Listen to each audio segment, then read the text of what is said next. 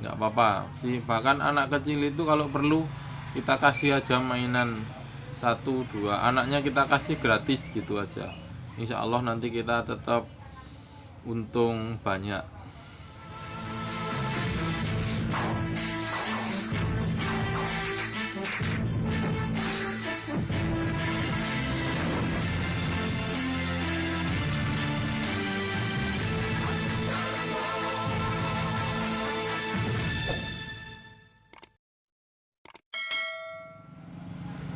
Halo, assalamualaikum warahmatullahi wabarakatuh. Ketemu lagi dengan saya Sigit pakai S.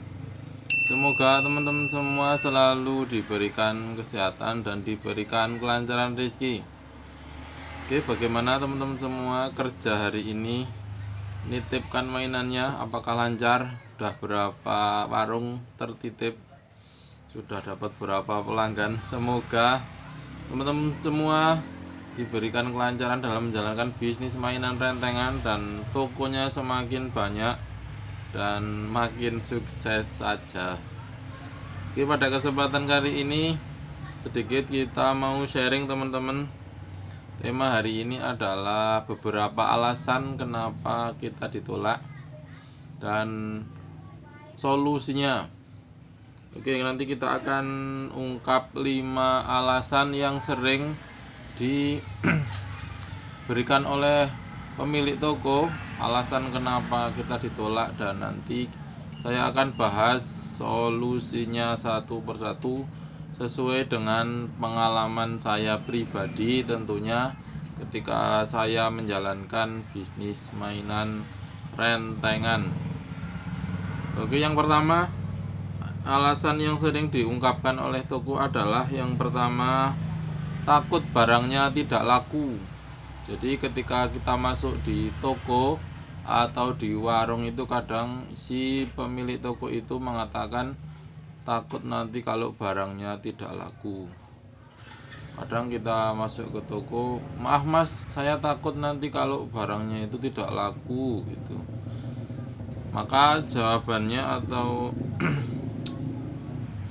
jawaban kita untuk menghadapi seperti itu mudah teman-teman, karena kita adalah sistem titip.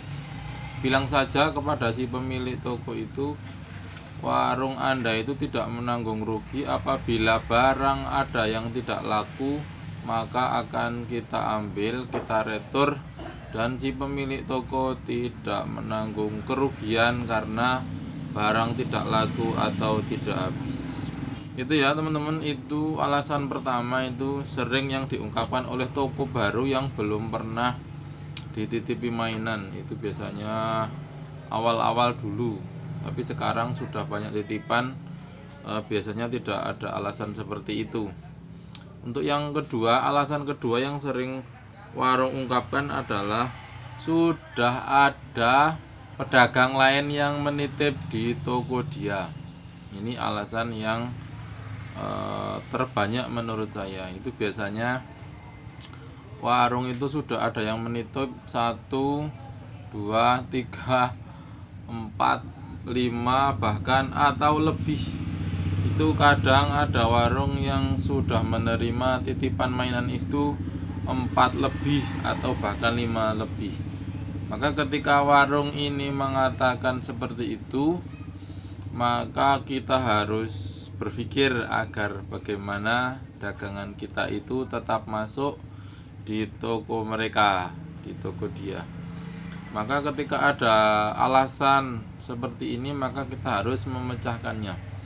Berdasarkan pengalaman saya di lapangan, itu ketika menghadapi alasan seperti ini, maka kita harus mencari solusi, yaitu biasanya saya itu melihat, mengecek di situ itu sudah ada titipan apa saja. Biasanya itu yang tertitip adalah mainan anak-anak saja. Maka ketika kita cek ternyata belum ada aksesoris atau tali-tali rambut, maka saya tawarkan di situ tali rambut. Begitu ya teman-teman. Biasanya itu 1 lembar full itu mainan anak-anak.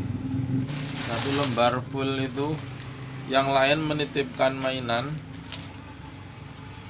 Ini contoh saja, ini contoh mainan saya yang sudah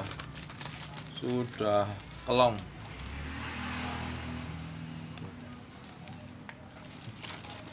Ini contoh saja.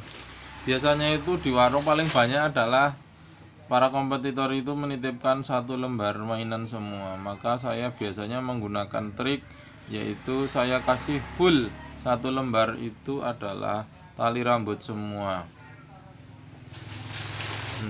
Nih, tuh. 1 lembar ini full tali rambut, sisir, bando, gelang, peniti, kemudian pin, kemudian ada tip top, karet Jepang, dan lain-lain. Ketika para kompetitor masuknya di situ adalah hanya mainan, maka saya masuk di situ adalah aksesoris, atau kalau tidak kita menggunakan trik jurus stiker. Ini saya 1 lembar itu full isi 30, saya kasih stiker semua.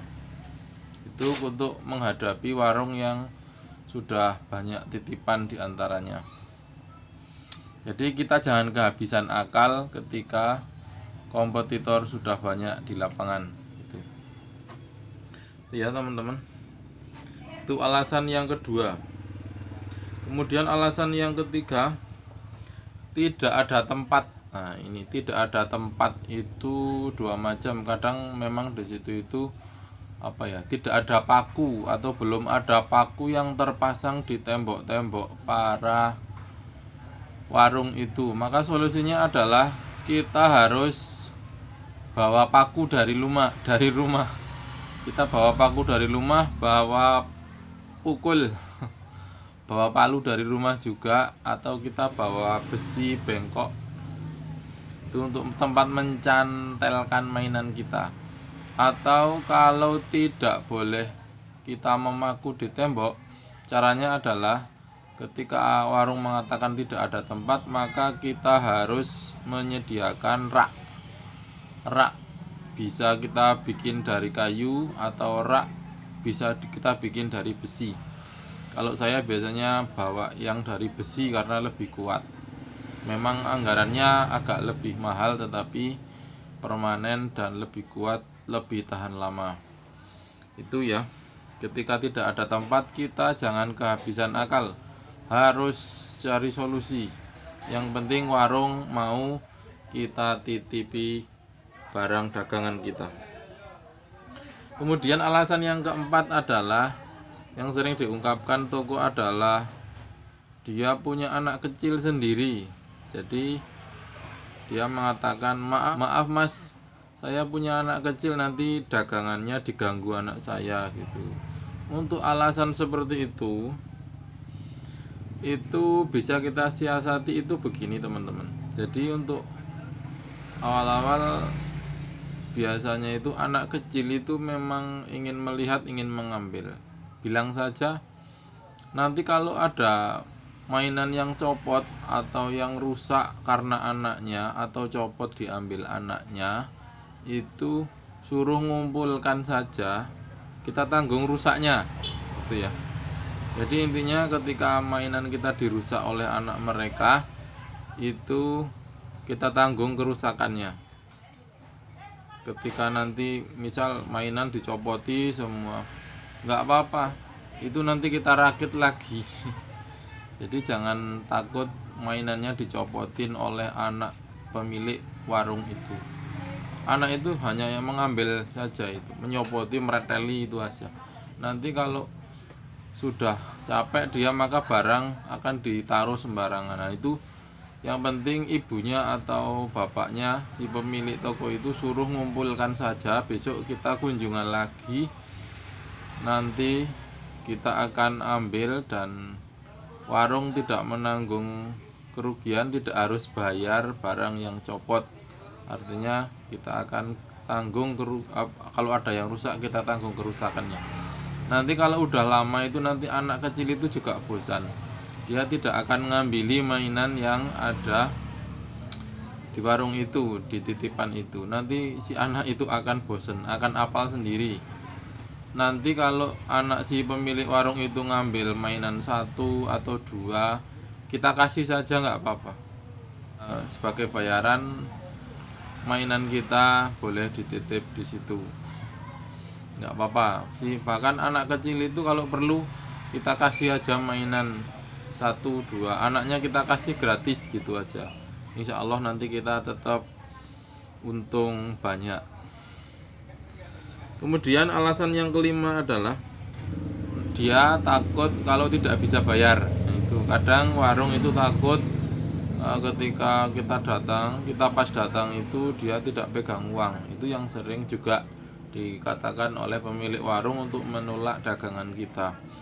Untuk alasan seperti itu bisa dengan cara yang pertama adalah kita jadwalkan saja teman-teman. Misal kita jadwalkan seminggu sekali setiap hari Senin, maka setiap hari Senin kita harus datang ke toko itu.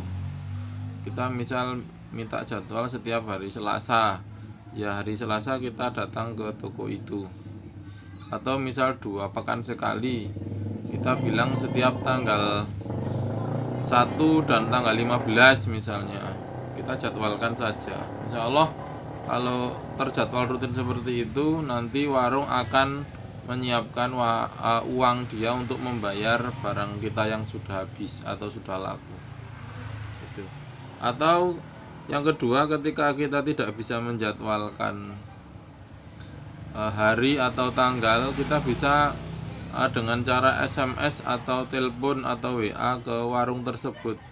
Jadi kita intinya pemberitahuan kepada pemilik toko kalau hari besok kita akan kunjungan ke toko tersebut agar warung menyiapkan uangnya untuk membayar dagangan kita yang sudah laku. Itu ya teman-teman, 5 alasan ketika kita ditolak warung agar kita bisa masuk ke warung tersebut. Oke, itu saja. Terima kasih teman-teman sudah menonton video ini. Semoga selalu diberikan kesehatan dan diberikan kelancaran rezeki. Semoga jualan mainannya lancar. Semoga warungnya tambah banyak, berkembang terus dan sukses tentunya. Terima kasih. Sampai ketemu lagi di video saya berikutnya. Sekian dan assalamualaikum warahmatullahi wabarakatuh.